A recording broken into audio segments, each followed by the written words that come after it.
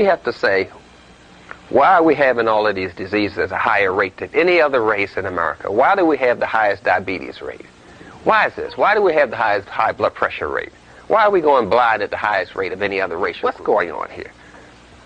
You say, well, maybe it has something to do with junk food. Just maybe.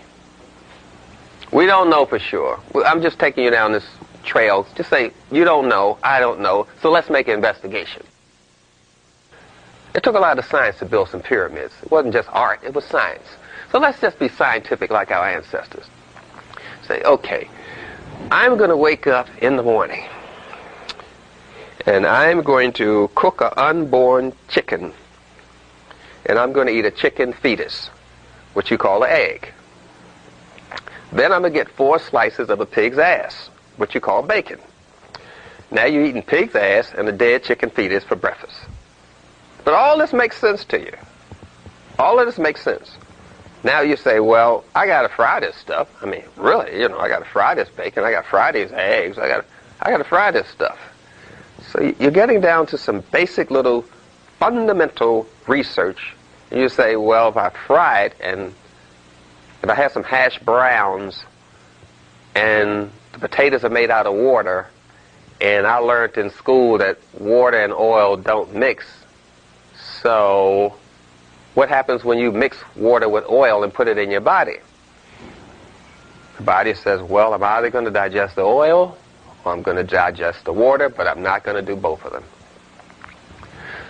So the body heats up, tries to break down this oil, which it cannot break down because the oil was made at a temperature of 212 degrees Fahrenheit, and your body temperature is only at 98.6, so your body can't break down the oil, so it just gums up your cells, make them stick together.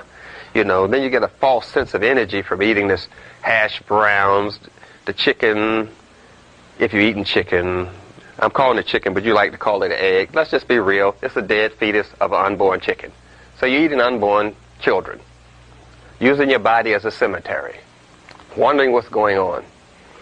So you say, well, maybe my ancestors ate this stuff. So you look around and you look at the pictures, say, no, I don't see any pictures with this. A glass of milk. Now we got to heat up the milk because you don't want bacteria in it. So you heat it up over 212 degrees Fahrenheit. Now it becomes white plastic pus. So you got a glass of pus, 4 slices of a pig ass, a dead chicken fetus, some potatoes mixed with oil, and a glass of orange juice, cooked orange juice, which turns the sugar into orange juice, white sugar, which causes diabetes.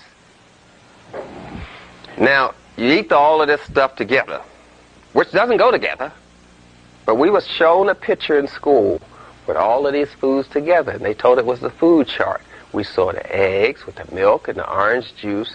You remember that picture? Oh, yes. You know who promoted that picture? The dairy company. They said, let us put the picture in the school.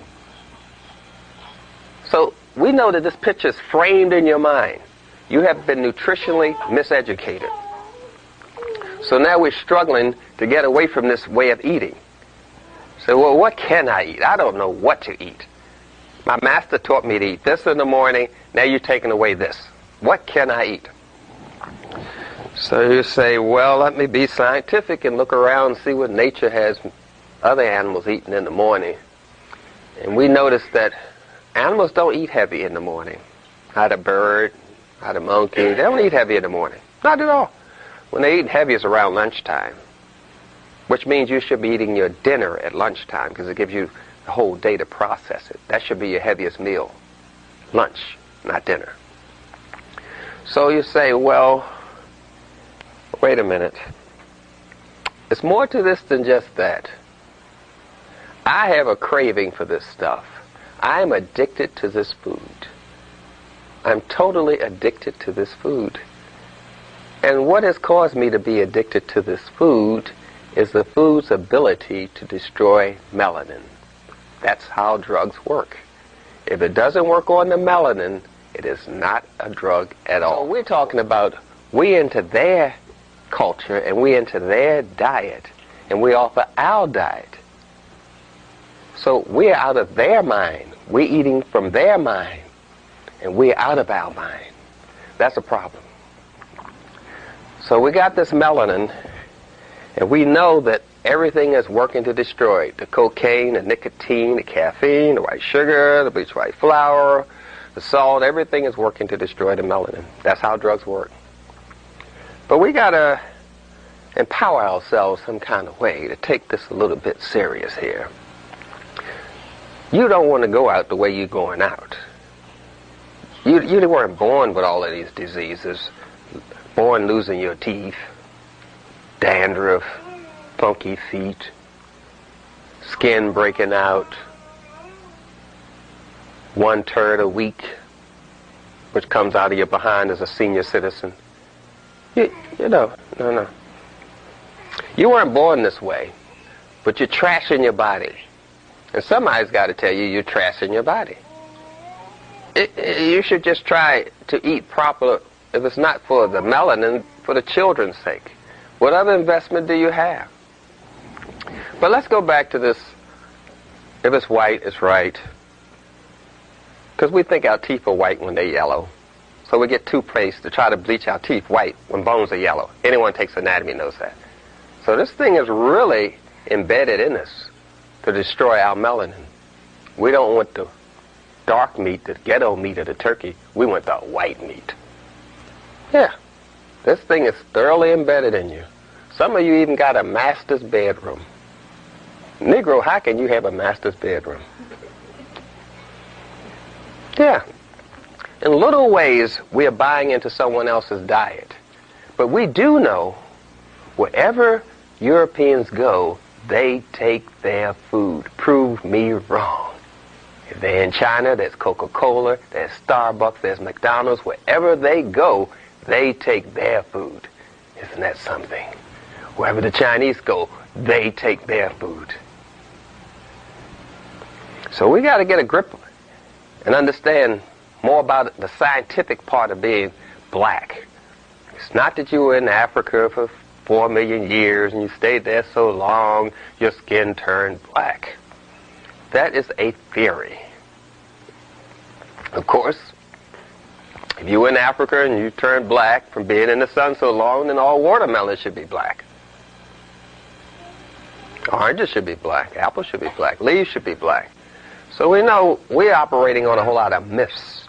People operate on myths, not on facts. It's a myth.